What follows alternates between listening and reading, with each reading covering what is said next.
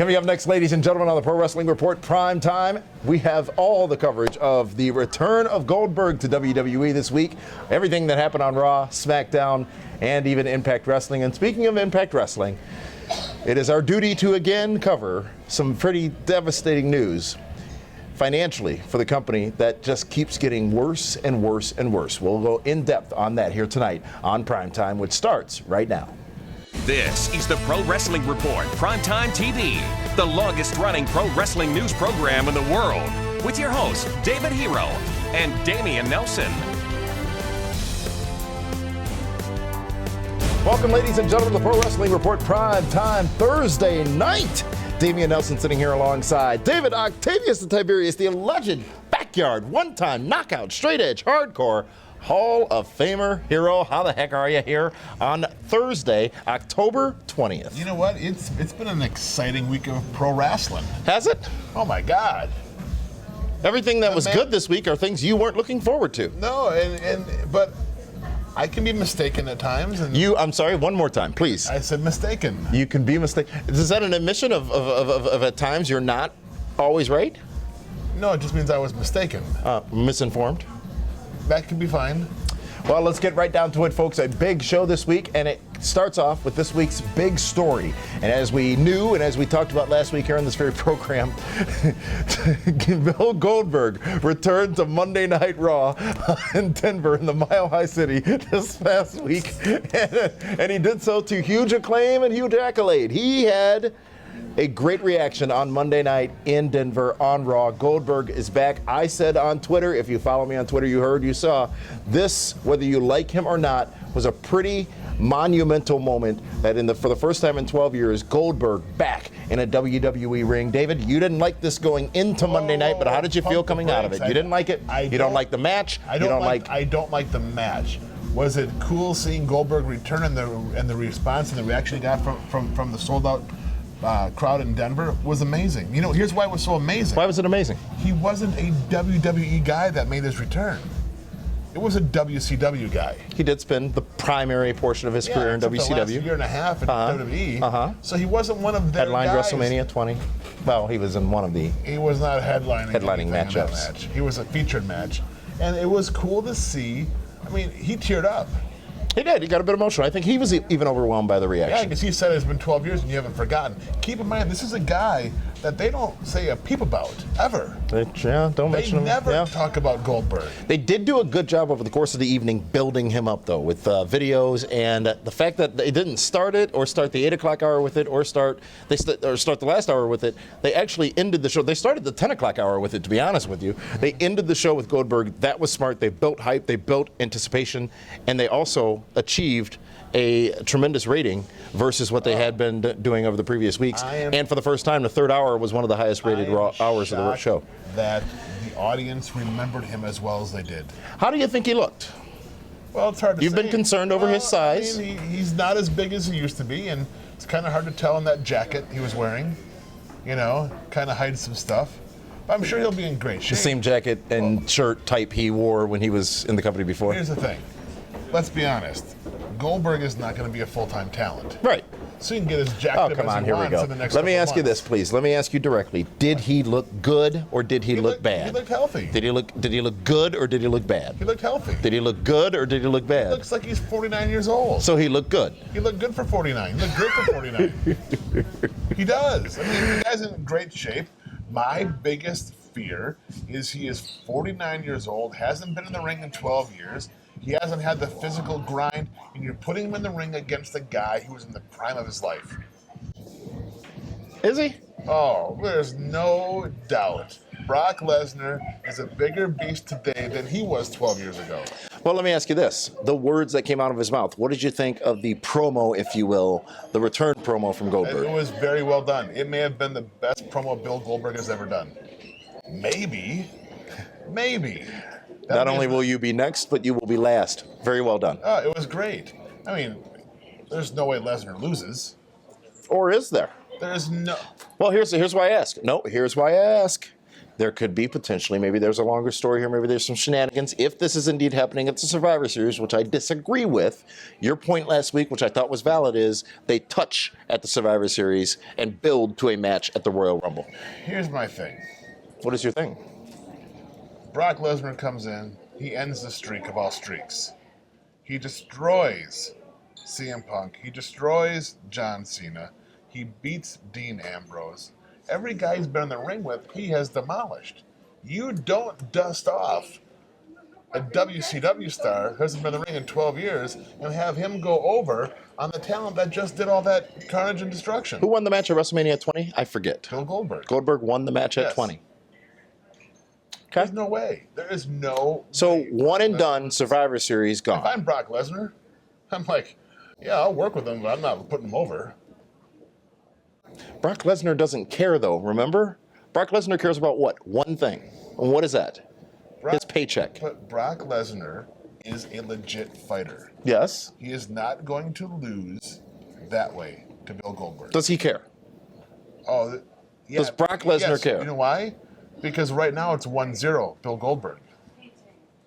Much like Hogan cared so much about Warrior having that one win on Hogan's different. Hogan's a wrestler who cared about his positioning and his class, if you will. Goldberg, Lesnar does not care. Brock Lesnar. He doesn't care. He loses. It doesn't matter. The money that's been put into him. It's not The company about cares, Brock Lesnar. It's about his value to the company. So Lesnar is on Raw next week from Minneapolis. Minneapolis. One of his hometowns. His hometown.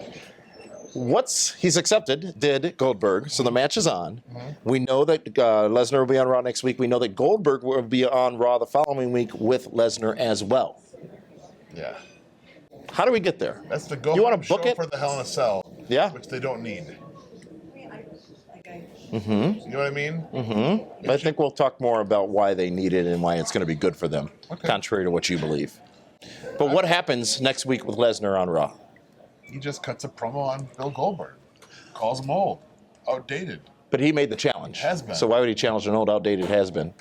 Because he wants to get that 1-0, 1-1. So he explains that. Yes. Well, first of all, Goldberg ran his mouth first. Yes, he did. He was in the video games. So that's why Lesnar challenged him. Mm-hmm. You better get your facts straight there, DRC. There's only one candidate who got their facts straight, if you want to talk about that, in the debate last night, and that was Donald J. Trump. How red-faced HRC got last night? Yeah, it's like she was going to stroke out. We've been telling you for months that she's sick. She's not healthy. She never had pneumonia. She's not fit to be president. And then she sold those guns to those people? Amazing. Survivor Series or Royal Rumble or both, David Hero? At this time, we still don't know where. I think right now Survivor Series is already stacked without Lesnar. And sold out in Toronto? Yeah, you don't need it. You got to sell at 60,000 and we're going to be in San Antonio. So. We are going to be in San Antonio at the Alamo Dome in the PWR suite, of which there are 4 tickets remaining, ladies and gentlemen. 4 tickets remaining. 4 tickets remaining. You can be a part of that show. Go to pwrshow.com to find out the details right now of how you can join us in a suite at the Alamo Dome for the Royal Rumble. I can't wait. It's going to be awesome. It's going to be all kinds of great. Well, folks, that is this week's big story. We have so much more here still to come on the Pro Wrestling Report. And, well, you know what? Linda's back, David Hero. So let's... Where has she been? She's been on assignment. Who's that? She's one of my operatives. Oh. So, Linda, tell us what we got coming up here next. Coming up next on PWR Primetime, we look back on this week's Raw and SmackDown and go in depth on the new problems facing TNA Wrestling.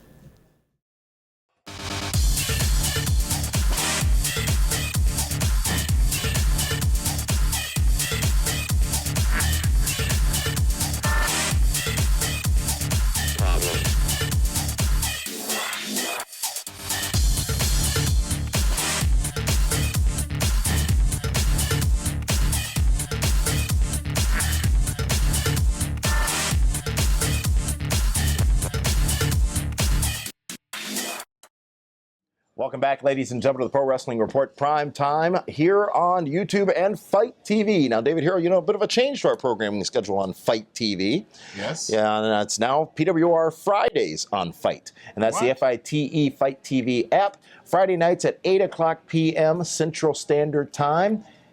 You can catch Feedback Friday from the Pro Wrestling Report. And then immediately following that at 9 o'clock p.m. Eastern Standard Time.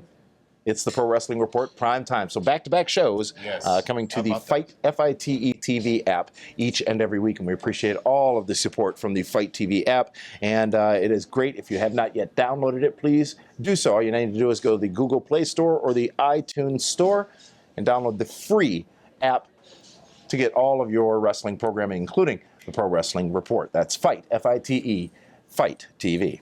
But with that, let's go to this week's WWE Raw report, and an active show this past Monday night, headlined by, I think, one substantial announcement aside from Goldberg's announcement, and that was the announcement that Mick Foley made outside the broadcast. But what was made clear in the broadcast is that the main event, the last match at Hell in a Cell, will be in Hell in a Cell, and it will feature, for the first time ever, one woman versus another woman. Sasha Banks, Charlotte, they are headlining the show, and they had sit-down interviews with Lita this past Monday night, which I thought were very well done. Very well done. And they're showing the importance and significance of this matchup in a tremendous way, I think.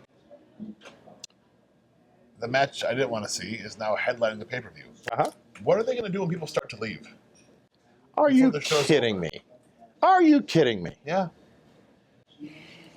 So you're saying those two women in that match would not be your first choice? Not at all. No, I'm just saying, here's what I'm saying. You already have two Hell in a Cells. You have Rusev and Reigns. Then you're going to have the world title, the Universal title, with Rollins and Owens. Mm-hmm. So you have one to start the show, you have one in the middle of the show, you have one to end the show. So we're going to see everything imaginable from those two. Or will you? Yes. Because don't you just book it backwards? You start with the main event, and then you backfill from there? We will see every crazy... That's what JR says should happen. We will see every crazy spot imaginable before those two girls get in the cage. Fine, super. If they do all the same spots in different order that Rollins and Owens do, it's still going to be different because these are two women performing it. But do you believe it? I do believe those it. women hate each other that much to go in a cage? You feel they need to hate because you'd like to make the Divas division hate again. No. What I feel is this story has progressed in such a way that not necessarily hatred, but the competition that the two have between each other warrants the importance of this Hell in a Cell gimmick match. Any program you're It's a Hell in a Cell gimmick match. It's not a cage match. A cage match is what you are going to suffer defeat in on December 3rd at House of Hardcore presents Blizzard Brawl in Waukesha, Wisconsin. This is a Hell in a Cell gimmick matchup. Now that there is no blood, there's no brutality in these cage matchups. They're not that anymore. So we're going from Shawn Michaels and Undertaker. 20 years ago. Mankind Undertaker. 19 Brock years Lesnar ago. Undertaker. Oh, that was 2002. Okay. All these great Hell in a Cells, brutal physical matches. Now you're going to put two women in there, and they'll do some amazing things. But it's not going to stack up, and it's going to go on last. Can you explain to the audience how your comments right now should not be viewed as sexist? No. I don't see any women playing pro football, do you? Why? It's pretty vicious. Oh, gosh. Ladies and gentlemen, I would like to ensure that all of you know, and all of you, especially our female viewers, know that I am in 100% support of this matchup. I feel that everything we can do, you can do better. Reference women. Oh, they do. They're way better at a lot more stuff than we are. And I do believe that both Sasha Banks and Charlotte deserve to be in this matchup, deserve to be in a Hell in a Cell match. Why? I am looking forward to seeing it because it's different, it's new, it's fresh, it's never been done before. That's what I want to see. It shouldn't be done before. This is one of them. You know what's going to happen? We're going to be back here on October or November, whatever it is, the week after Hell in a Cell, and you're going to issue a public apology. Really? Saying you were wrong, that match was terrible, and it shouldn't have gone on last. I did not sit here and say it was going to be a great match. You know what? I think it will be. I just said it, I guess. It will not be. So their last matchup that they had, the SummerSlam match, I think it was, you didn't find that to be an entertaining wrestling contest? It was very good. I'm just saying, you put them in a cage, now it's very limited. What are they going to do? Throw each other off the cage? Their skin is soft. They use lotion and mud masks. They should be gushing wide open full of blood. Ladies and gentlemen, Sami Zayn this past Monday night, the endorsed Sami Zayn, stands up to Braun Strowman. A bit of a shocker there. Are they feeding Zayn to the wolf? God, I hope so. I would hate to see He's endorsed. I would hate to see Braun Strowman put him over. All right. So let me ask you this. We've seen this David Goliath storyline before, and a lot of times David beats Goliath by surprise because Goliath is a bit too confident. Can you start there, or should they start there? I don't think that Sami Zayn is the first David. There should be a few more Davids before it's David. Hasn't everybody been a David? Not everybody. Some people just can't be Davids. The team Triple High weren't Davids? No. No, they were enhancement talents. Okay. So you expect and want to see Braun Strowman destroy Sami Zayn? No, he should beat him, not destroy him. But Sami Zayn should not beat Braun Strowman. He shouldn't. Should the 1-2-3 Kid have beaten Razor Ramon? I mean, since you want to go back that far in years to use examples. Well, it was done to make somebody. So can this make Sami Zayn? Sami Zayn's already been made. He's already been in world title matches. 1-2-3 Kid wasn't. He had half an eyebrow. Rey Mysterio beat Big Show, right, in WCW? Same thing, same situation? David Goliath? Completely different. Okay. Hugely different. How so? There's outside interference. He didn't beat him by himself. And Rey Mysterio beat Kevin Nash as a receipt for losing the mask the night before. When did he get javelin thrown into the trailer? When the by Nash? That's when NWO first started. I mean, come on. Do you want to see Sami Zayn beat Braun Strowman? I want to see. That means Braun Strowman is done. No, it means he's now in a program, in a story with somebody where he ultimately does beat Sami Zayn. Sami Zayn can make him a star. Sami Zayn can make him a star. Sami Zayn can make him a star. Yukon Cornelius, that's who it is. Don Cornelius? Yukon Cornelius. Soul Train? You remember from the Rudolph the Red-Nosed Reindeer animated Christmas shows? And there was a lumberjack? Donner? That's who Sami Zayn reminds me of. Blitzen. That one also. All right, folks. Well, also if Rollins gets a win. Braun Strowman, the myth of Braun Strowman is finished. Seth Rollins gets a win over Chris Jericho this week, but did we see some underlying tension developing between the bromance of Kevin Owens and Chris Jericho? Well, they're both Canadian, so you really can't trust either one of them. What was that for? Who would you trust of the two? Neither. Why? Because they're Canadian. It has nothing to do with One's their French Canadian. It has nothing to do with their background of where they're from. You want to build a wall? Not that wall. We don't need a wall between Canada and us. Sure? Those immigrants we don't have a problem with. They're not taking our jobs. Because they're very white? Well, I mean, I didn't say that. Okay. Hold on. Go back to my talking points again. And Mexico's going to pay for it. But anyways, what happens? I think you talked about this. What happens with Jericho and Owens down the road here? Oh, they're going to have a match against each other. You know, there's no doubt. Is that the Mania match? Oh, because you think Owens is going to be champion going into Mania, right? Yes, he should be. I don't want to see Jericho and Owens at WrestleMania. That's not a good WrestleMania match. How about Big E getting a win over Sheamus? And how about the Spirit Squad? Not the Spirit Squad, that's on SmackDown, but how about the New Day and their celebration of 420 days as WWE Tag Team Champions? Because I don't do that stuff. Do what stuff? That's smoky, gimmicky. Wacky tobacco? Yeah, whatever they call it. Loco weed, as Vince McMahon calls it? Yes. Well, Denver, Colorado, it is. Understood all the references? Well, because I follow, as a campaign surrogate for Donald Trump, I am supportive of, I am understanding rather, of all the different laws in our states. And in Colorado, it is legal to smoke marijuana. It is. So that was the reference, 420, cover of the magazine, High Times, Rob Van Dam. Why do they choose 420? I don't know what 420 means to be. I think it's high time. Well, it's, 420, the dial's on the clock, on the watch. How are you doing? I don't know why it is called high time. Maybe someone out there can tell us. Linda, do you know? 420 police code. That's the police code. Oh, so it's like my love is a 187, taking you to heaven. Murder was the rap case that they gave me. How do you not know that? 5150 A1A Detroit Avenue. Was Van Halen. Or Bully Ray. You're too much. 420 is the police code. Interesting. Well, I'm not surprised Linda would know that. She has nothing to do with 5-0. She understands handcuffs better than any of us. Anything else from Raw this past week, David Hero, that was of note for you that's worth discussing? It was a long show, not many matches. We saw more continued between Rusev and Rollins. Rusev I don't and like the fact that Sheamus had a put Reigns. Big E.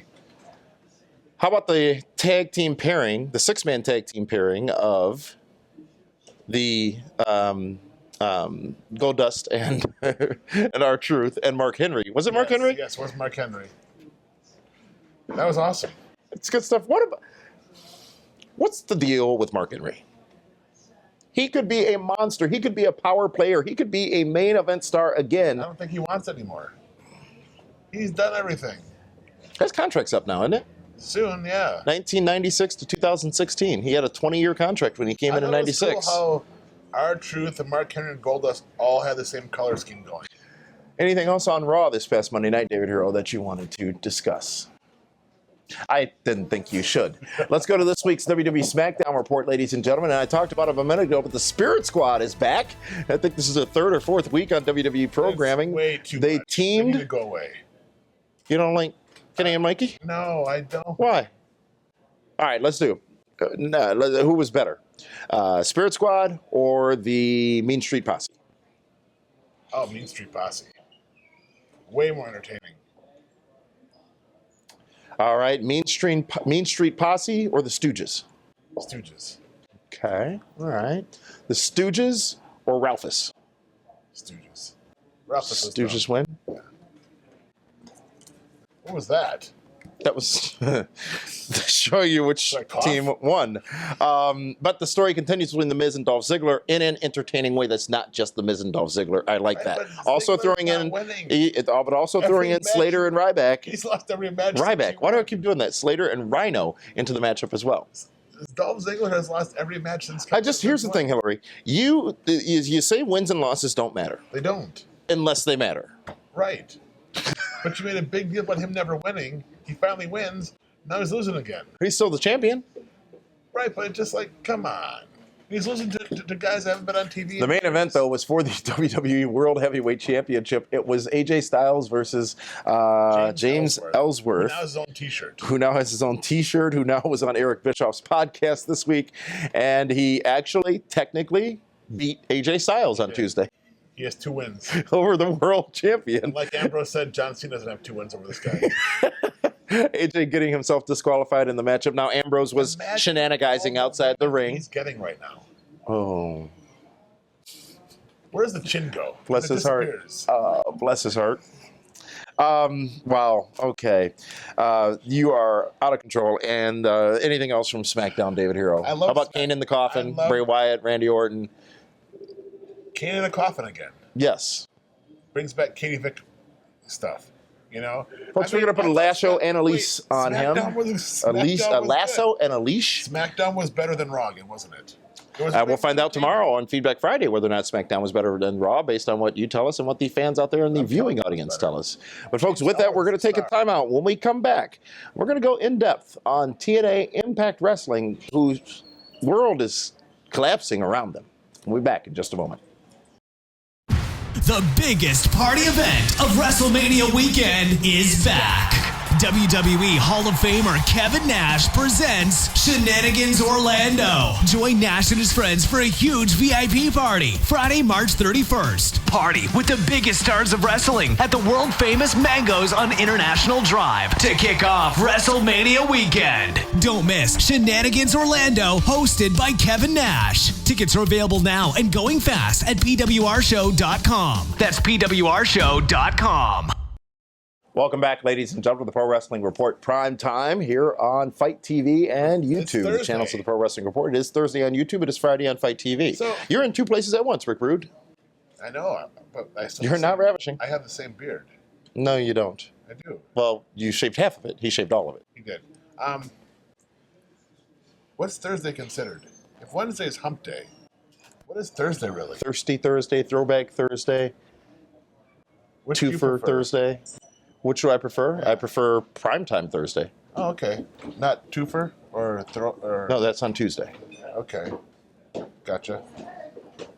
Well, folks, let's get to this week's Impact Report. And we're going to go in-depth, ladies and gentlemen. Now, yeah, I'm not even going to preface it. I'm just going to report, and they're going to decide. Here's the thing.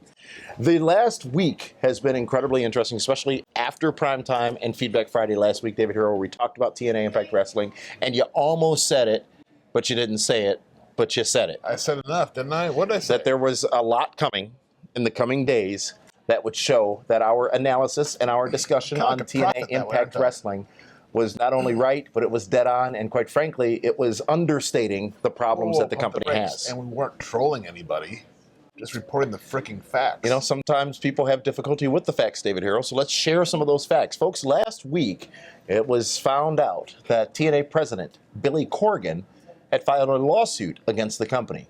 He filed a lawsuit against TNA. He filed a lawsuit against Impact Ventures. He filed a lawsuit against Aerolux, the production company that they are using. It also has a stake in the company. He filed a lawsuit against Dixie Carter. He filed a lawsuit against Serge Carter. Now, those documents were to have been unsealed. They were sealed upon filing. They were to be unsealed today, yet that was delayed a week, so we don't know the details that are in that lawsuit. However, also, you forgot one other thing. There's a restraining order in there also. He also did issue a restraining order. The court did issue a restraining order against Dixie Carter and TNA Wrestling. Which means there's cause. We assume that the restraining order relinquishes her ability, Dixie Carter's ability, to continue selling off pieces of the company to keep it afloat. Because Billy Corgan, who invested heavily in the company to get their June television tapings in place, to get Slammiversary on the air, he funded that. He did so under the expectation that he would become part owner of the company. Now, he did become president of the company. He did make an investment in the company, but once he started getting into the weeds here and understanding what was going on, he is now alleging fraud on the case of Dixie Carter and TNA Wrestling against him. And it's a lot of different types of fraud. It's criminal fraud. And this is not going to end well. Oh, there is no way this ends well. No way at all. No. Now, here's the good news, though. As far as their on-air product, as far as their talents, they're done for the year. Right after their last set of tapings this past couple of weeks, they are done for the year, so all that's in the can. So you're not going to see any interruptions, per se, on Pop TV, unless we're talking about the musical themes of some of the talents, because Billy Corgan reportedly tipped off Pop TV to the fact that TNA did not have the proper rights to use some of the music and theme songs they were using for the athletes. Amazing, isn't it? I mean, that's putting people's feet to the fire. He is playing with fire. Yes. And I respect him tremendously for it, especially if his allegations are true, which will be decided in the jury trial that he requests. If those allegations are true, if the things that he is alleging are happening are true, this is a bombshell for TNA Impact Wrestling. And quite frankly, the company will likely be dissolved or forced into what is believed to be a very soon bankruptcy filing by the company. Chapter 7 or Chapter 11 is around the corner for them. I mean, if you look at the numbers that we're talking about of what is owed, you add everything up, I believe it's a $10 million bailout. Well, let's go over some of the details, ladies and gentlemen. We talked about Billy Corgan's lawsuit. That lawsuit also is against the chief financial officer of Impact Wrestling, actually of Panda Energy, Dean Broadhead. And you remember Dean Broadhead was the one who brought a lot of these issues to light when he posted a post on Facebook back in the summer indicating how he had saved the day and secured the last-minute funding to get TNA Wrestling television tapings complete. Now, here's my question, David Hero. They're not waiting for any money, meaning they didn't do this big show and they're waiting for the receipts and waiting for the... So if they have to limp from show to show, what's the end game? There is no money coming in. No, they get paid decent money on the international stuff, on the Explosion shows. So they're waiting for January. They're waiting for the January overseas tour. That's what pays for the... Yeah. Yes. So here's the thing. All right, we'll talk about their challenges. Now, Billy Corgan, the president of the company, is suing the chairman of the board. In addition to that, folks, it was found that they are also behind in their taxes to the state of Tennessee. And in that document that was found, I believe, initially released by SEScoops.com, shows that the company, TNA, is valued at about $3.4 million total. Keep that note in mind, that amount in mind. So talent pay issues are back in the forefront. Oh, there's guys that just worked 8 straight days down there in Orlando. And payday was last Friday. Well, they won't get and not everybody got they won't get paid last They Friday. won't get paid. We talked about the music. There's so much stuff that's going to be coming out, and the fans are going to be disgusted, and they're going to be irritated, and they're going to feel cheated, and there will be sympathy for a lot of those talents. So this lawsuit was filed last Thursday by Billy Corgan. We'll get back to the numbers in a minute. Filed last Thursday by Billy Corgan. Impact aired that night on Pop TV. The music thing happened. Some of the themes didn't happen, and it's a bit awkward. But she's tweeting. She's still tweeting and putting herself in that position of, this is my company. I'm so proud of my talents. I'm so proud of my company. I'm so proud of the people. It's mind-boggling. Do you follow her on Twitter? Someone retweeted it that I do follow. I do follow her, but I don't actively engage. Someone retweeted, and I'm like, unbelievable. She's tweeting. Her company is in collapse, and she's tweeting. It's in collapse more so than even it was that night, because since then, in addition to the tax lien that has been filed against TNA Impact Wrestling, they also owe American Express $270,000 that they have been sued for in a court in the state of New York, that they haven't paid their Amex bill for talent travel. That lawsuit was filed back in the summer. In addition to that, folks, Which I'm sure Billy Corgan didn't know about. didn't disclose, perhaps. In addition to that, they still haven't paid the production company for last year's Bound for Glory show to the tune of $300,000. There is no sustainability in this company, and if indeed this company has continued for this long with Dixie Carter at the helm, and she has done so under such tremendously misleading financial terms, that does amount to sabotage and fraud, not only on that company, but on every single person who stepped into that wrestling ring since last October, because that's when these problems started, really to get bad. She is disrespecting every single talent that steps in that ring and risks their lives to entertain, because they did so. They have worked without pay, they have worked with empty promises, and they have done so month to month to month, year to year to year. Why? For the betterment of that company and that brand, and the person who has control of that company and that brand, or had up until these issues arose, was simply lying and selling off pieces of the company to continue to buy time. Until what? Until it's where we are right now. And here's the disgusting thing: is Dixie Carter makes between $400,000 and $450,000 a year From TNA? from TNA. That's her paycheck. Her husband probably gets around $200,000 to $250,000. So that's between $600,000 to $700,000 a year just to them. I'm pretty confident that their paychecks have never been late. Everyone else hasn't been getting paid. But they're still This is a pyramid scheme almost, David Hero. This company could be featured on American Greed, one of my favorite shows on CNBC. With all this information that we have now, this factual information that we have now, that I'm not sure anybody can spin. We're not trolling anything, are we? There's nothing to troll. So this is the The stuff president of we've the been company talking is suing the chairman of the company. We've been talking about it the last couple months. Mhm. Now it's all finally coming to head. Mhm. Okay.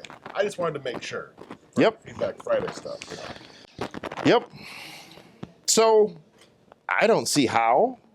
Well, the restraining order probably prevents them from doing so, but I don't see how this company does not seek legal bankruptcy protection anytime soon. Just think what Bobby Roode, Eric Young, Austin Aries, AJ Styles, Samoa Joe must be thinking. Thank God we jumped. Yeah. But they too held on for so long with those same empty promises of a future that wasn't there, a future that Dixie Carter seemingly knew wasn't there. He turned down less money from NXT Yeah. to re-sign TNA. And now, look, yeah. This is as bad as it gets. Even in its darkest days, neither WCW nor ECW were in this position. Well, ECW was very similar. They filed bankruptcy. Yeah. I mean, ultimately, they weren't had paying to. anybody. I'm not sure they were up at these levels, and there weren't internal company lawsuits being filed against each other. So this could end up being the worst implosion of a nationally known professional wrestling company in the history of the business. And Dixie Carter, when it's all said and done, will just go away and not be held accountable for anything.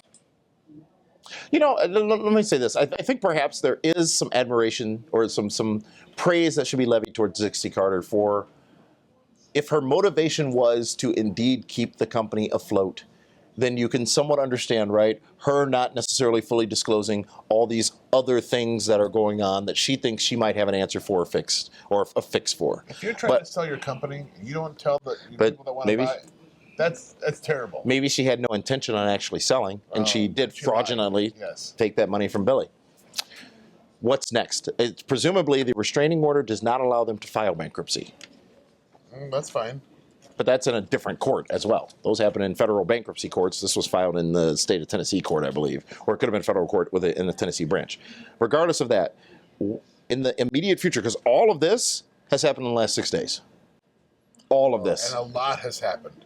I mean, you and I were going back and forth, breaking news constantly. Every day there's another bombshell about this company. What is the short-term situation for TNA? I'm talking through the end of this year. We called for the death of TNA. We didn't call for it. Let me rephrase that. We predicted the death of TNA Wrestling in a 6-month time frame a couple of years ago. That did not happen. We were wrong. However, we were just kicking the can down the road at that time. But now, through the end of this year, after is are we going to have the show from the Hardy compound now in December? I don't think there's anything in the way of any of that, because that's all, well, maybe that one hasn't been taped yet. It hasn't. Have they announced that show? Yes, they have. Yes, they have. And that'll be a $300,000 production run. And who's going to do it? Who's going to fly the talent in? The restraining order might mean that they can't conduct any business as well. Again, it was supposed to have been released or unsealed today. That document was not, so we don't know what it includes. But we do know that there is some type of restraining order preventing TNA, Dixie Carter, and everybody else involved from doing something, and presumably that would be doing any further business under the company's auspices. Auspices? Auspices. Under their control. Big word. Not really. If you spell it out, it's pretty short. Shorter than tremendous. That's hospice. Auspices is a different word. Moving along, can you answer the question, Mr. Hero? December 31st, 2016. Where will this company, TNA, stand? They'll probably be at Dixie's house having a New Year's Eve party. I thought it was the Christmas party she had posted at her house. Yeah, she does that too. It's done. It's done.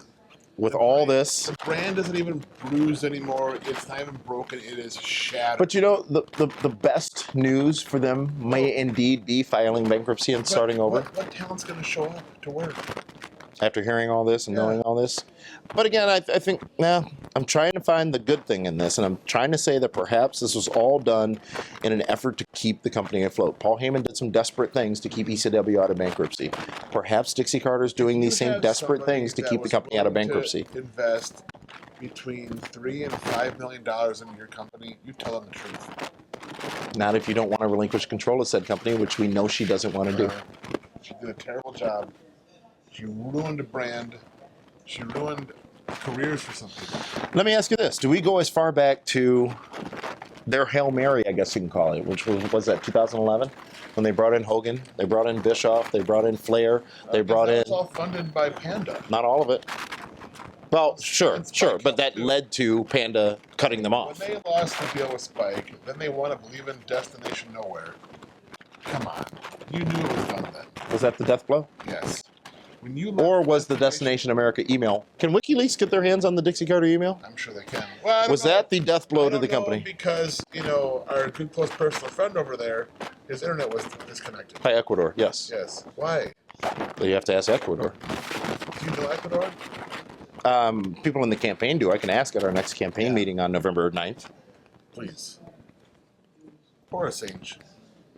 He's a saint. He's a terrorist. How is he a terrorist? He's a frickin' terrorist. He's a terrorist. What has he ever blown up? I am going to give you one last word here on TNA Impact Wrestling before we move on. Well, Assange could have worked for them. Julian. Dixie intervention. Wow. Well, anyways, folks, that is the unfortunate, sad reality of the current state of TNA Impact Wrestling. Everything we just gave you was a cold, hard fact. And who knows by the time this airs, which is just simply 12 hours after we tape it, what else has happened? That's the question. A lot. Folks, speaking of things happening, let's go to this week's brief hot news segment. And, well, I said last week that I am a little concerned about the future of a particular superstar and the path they were going down personally. That superstar being Paige, who's been suspended for her second wellness policy violation from the WWE, and who proposed to a married man in the middle of a wrestling ring in Puerto Rico last weekend. That married man, her boyfriend, Alberto Del Rio. What's wrong with that? Here we go. Marriage is a beautiful thing. I mean, if she wants to end the relationship, that's what you do. You get married. Perhaps we should ask her dad what's wrong with it. Wow. Listen, He took to Facebook and said he did not support it one bit. putting it out there right He's now. married. If they need me to come and do the ceremony, I'm available. He's married. It's just a promise. No, there's paperwork involved. But you can get all that stuff. I can do annulments. I can help Del Rio. Will Paige, after her 60-day suspension or during, will she emerge from this 60-day suspension still an employee of WWE? I know. I don't see how. No. What's her role, participation rather, in Total Divas? I don't know. I know that she had a lot of stuff filmed. But, I mean, they can't edit all that out. That they cannot. Well, that is this week's hot news, ladies and gentlemen. And actually, I don't wish any ill will on Paige or Alberto Del Rio. This just looks very behind the music-ish right now. I'm a Del Rio guy. Yeah, the scarf and all. And you know that I always said if Paige kept her head on straight, I always said that. You did say that specifically. She'd be the greatest diva of all time. Yeah. Well, damn it. With that, folks, let's go to this week's DWHS. David Hero This week's DWHS has spoken. It's shocking. I watched Monday Night Raw. I saw Bill Goldberg. I saw him come up Goldberg. from the back, WCW entrance. I saw the people clapping for him in the locker room, in the backstage area. And then I heard the deafening crowd chanting his name. And Bill Goldberg, an amazing talent at WCW. I made a lot of money with him back when I had my store. He was a top draw. He sold out the Dome in Atlanta with Hulk Hogan from Monday Nitro. Shocked that he's still the big, powerful draw that he is today. His promo he cut in the ring was emotional and believable and the best work he's ever done. Do I want to see Bill Goldberg against Brock Lesnar? No, I don't. But after watching that promo, I can see why he wants to get in the ring. And one of the things that sells tickets is emotion, and there was lots of that in that promo. So emotion, Bill Goldberg, Brock Lesnar could be interesting. I just hope it's better than WrestleMania 20. And with that, David Hero has spoken. So you do want to see the match now? Just because of You were sold. Goldberg did what he needed to do. he did. I still don't want to see it, but now it'll make it easier to digest. All right, well, fair enough, folks. Well, that is indeed this week's edition of the Pro Wrestling Report Primetime Wrestling Talk. We'll be back at you again tomorrow with an all-new edition of Feedback Friday, David Hero, Do not yell at which me. will include Battle of the Brands and your comments. So we look forward to responding to the things that you had to say and the questions that you had for us over the course of last week's shows. Until then, for that one, this is Damian Nelson saying thank you so much for joining us and tuning in, and we'll see you tomorrow for Feedback Friday.